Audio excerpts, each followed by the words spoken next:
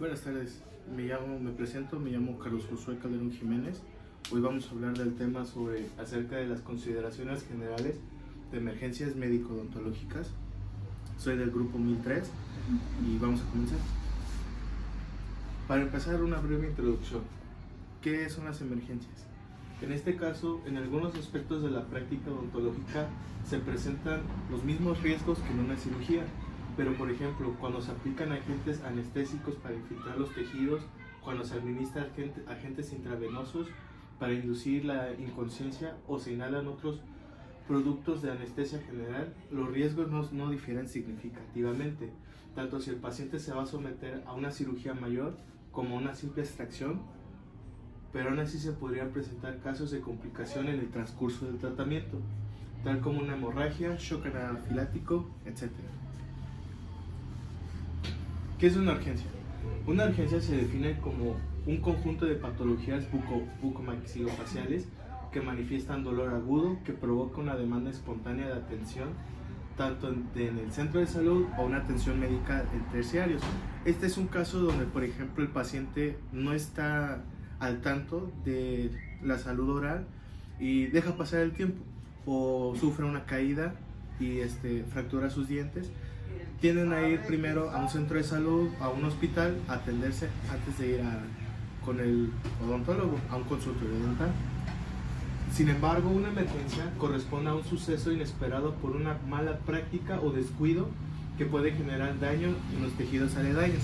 En este caso, si se realiza una extracción y estamos haciendo los movimientos de tracción, a veces al momento de elevación llegamos a fracturar el diente aledaño a o en estos casos, por ejemplo, si hay una vena atravesando por debajo del diente y al momento de elevar el diente podemos romper esa vena y causar una hemorragia, o en caso de que el paciente no nos comente que es hipertenso, igual podría haber una complicación. La diferencia: una emergencia se compromete la vida del paciente, mas sin embargo una urgencia no hay compromiso con la vida del paciente, pero si no se atiende en un determinado tiempo se puede convertir en una emergencia. ¿Para qué nos sirve una historia clínica? La historia clínica es un documento obligatorio y necesario en el desarrollo de las prácticas de atención de personas y tiene diversas funciones que la constituyen una herramienta fundamental de un buen desarrollo de la práctica médica odontológica. Mas sin embargo, ¿qué función tiene la toma de signos vitales? Los signos vitales reflejan funciones esenciales del cuerpo, incluso el ritmo cardíaco, la frecuencia respiratoria, la temperatura, la presión arterial, para evaluar su nivel de funcionamiento físico y su estado de salud. Mas sin embargo, una historia clínica lo que nos puede proporcionar es un panorama acerca del estado de salud de nuestro paciente. Si es hipertenso, diabético, prepararnos con anticipación antes de una intervención quirúrgica o un tratamiento. ¿Qué partes constituye nuestra historia clínica? Está constituida por una carta de consentimiento informado, donde el paciente está accediendo a que se realice la intervención o se realice el procedimiento. El interrogatorio, el cual contiene una ficha de identificación, antecedentes heredofamiliares, personales patológicos y personales no patológicos, gineco-obstétricos en caso de ser mujer, padecimiento actual. El paciente nos tiene que escribir cómo se siente y qué es lo que necesita. Síntomas generales, interrogatorio por apartados y sistemas. Otra cosa que realizamos durante la historia clínica es una exploración física, realizamos un diagnóstico, plan de tratamiento, nota de evolución y estudios de laboratorio y gabinete. ¿Qué contienen estos estudios de laboratorio? Pues el estudio de laboratorio contiene la glucosa, TP, TPT y VH, las radiografías, fotografías intraorales y extraorales, iniciales y finales, para ver cómo es la evolución de nuestro paciente durante el tratamiento, para ver si hay una mejora o no. Estas son las tablas de signos vitales. Esto va a variar dependiendo de nuestro paciente, su edad, su estado de salud, si sufre de alguna enfermedad o si sufre de algún padecimiento patológico, lo cual puede alterar estas cosas. Por ejemplo, tenemos la tensión arterial, la frecuencia respiratoria, la frecuencia cardíaca y la temperatura. Igual, Cada tabla nos da una idea de un promedio para basarnos con nuestro paciente, pero cada quien es un paciente especial, único, y va variando. La prevención de urgencias. Un protocolo básico de urgencias: si durante el tratamiento dental nuestro paciente sufre una aflicción de cualquier tipo, con o sin pérdida de conocimiento, será necesario suspender dicho tratamiento y poner en marcha el protocolo de actuación ante estas emergencias. ¿Cuáles son estos pasos? Bueno, el primer paso es el análisis inicial de la situación y posición del paciente. En caso de que nuestro paciente esté consciente, lo que vamos a hacer es colocarlo en una posición cómoda, relajarlo, y en caso de que éste esté inconsciente, lo que debemos hacer es colocarlo en una superficie plana, dura, y elevar un poco los pies. La apertura de la vía aérea, ventilación, ayuda y traslado, resucitación cardiopulmonar en caso de que nuestro paciente esté inconsciente y no esté respirando, y algún tratamiento específico. ¿Qué es lo que queremos lograr con estos pasos? Bueno, estos tienen como objetivo asegurar el adecuado aporte de sangre oxigenada al cerebro, tras lo cual se puede pasar al diagnóstico de su problema, su tratamiento farmacológico y, en caso de ser necesario, la búsqueda de asistencia externa, en caso de que nuestro paciente se le complique esta urgencia. Emergencias médicos más frecuentes en la práctica odontológica. Es muy variado, es muy extenso, pueden ocurrir varias cosas durante nuestra consulta, pero estas son los más frecuentes para hacer una mejor preparación, y los más generales los que suceden más a menudo, como es la síncope.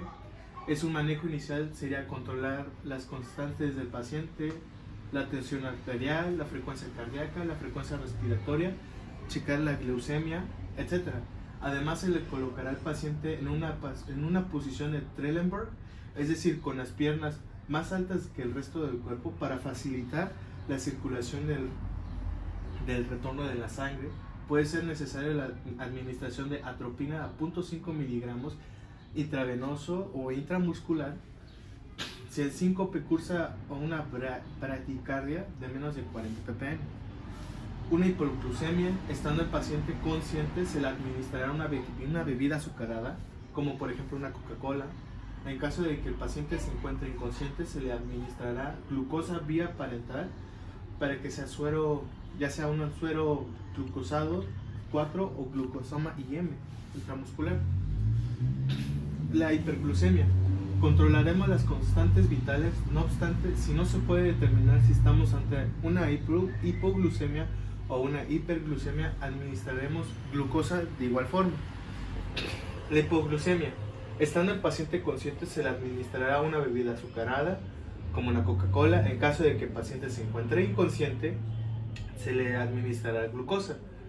Una hiperventilación: en estos casos es cuando nuestro paciente llega a la consulta nervioso y al momento de estar viendo el instrumental se nos puede hiperventilar. Se comienza por tranquilizar al paciente. Además, como queremos disminuir la cantidad de oxígeno, aumentando el dióxido de carbono en la respiración, podemos tapar la boca o una fosa nasal respirando por la restante, o bien hacer que el paciente respire dentro de una bolsa. En este caso, lo que queremos es calmar a nuestro paciente, que no se nos altere, retirar el instrumental y dejar que el paciente se vaya relajando un poco a poquito. A veces es necesario que cierre los ojos, que no vea, para que se vaya tranquilizando. Una convulsión: estas se pueden evitar por tanto que sea una lesión o se muerda. Si la crisis no revierte por sí misma en un máximo de 5 minutos, se podrá administrar diazepam de 10 miligramos intravenoso por cada 0.3 miligramos por cada kilogramo en niños. Una disnea: en casos de crisis asmática, se le colocará al paciente oxígeno por gafas nasales y se usarán aerosoles como el subatamol, broncodilatadores e incluso corticoides, llegando a usar incluso epinefrina 0.2 o a 0.5 miligramos intramuscular o intravenosa si no se revierte. Si la etiología es una obstrucción de las vías aéreas, se realizará la maniobra de Heimlich. Si no es efectiva, el paciente pierde la conciencia y comenzaremos rápidamente a realizar la resucitación. Continuando con nuestra diapositiva, vemos las reacciones alérgicas. Si la reacción es grave, administramos adrenalina de 0.2 miligramos a 0.5 de manera intramuscular o intravenosa, pudiendo repetir la dosis si la atención de urgencias no llega en los siguientes 5 a 10 minutos y el paciente aún sigue grave. También se puede administrar corticoides o antihistamínicos. ¿Qué es lo que sucede? En estos casos, a veces el material entra en contacto con algún objeto, ya sea guantes de látex o algún medicamento, el cual el paciente no hace una buena reacción, y lo que empieza a suceder es que se empieza a inflamar. En estos casos, la inflamación llega hasta la garganta y se le puede bloquear las vías de respiración. Una sobredosis. Si es por vasoconstrictor, se administra un NTG. En cambio, si es por anestésico local, lo que se hace es colocar al paciente en una posición de Trendelenburg y administramos diazepam de ser necesario. Un IAM. En estos casos se coloca el oxígeno. Si se presenta disnea, se tiene que controlar sus signos vitales, evitar inyecciones intramusculares. En sospecha de infarto, se administra una aspirina. Angina. Para este manejo se deberá tranquilizar al paciente, colocar este oxígeno de 4 a 5, en caso de ser disnea, se administra NTG de manera sublingual cada 5 minutos hasta un máximo de 3 ocasiones administrar el NTG. Si se sigue sin desaparecer, sospecharemos que estemos ante un IAM, un paro cardiorrespiratorio. Ante una parada cardiorrespiratoria se comenzará con las maniobras de RCP para otra vez reanimar a nuestro paciente y empezar a respirar. ¿Qué normas oficiales vigentes con relación a la práctica odontológica tenemos? Bueno, 3 fundamentales. La norma 04. Esta norma establece los criterios científicos, éticos, tecnológicos y administrativos obligatorios en la elaboración, interrogación, uso, manejo, archivo, conservación, propiedad, titularidad y confidencialidad del expediente clínico.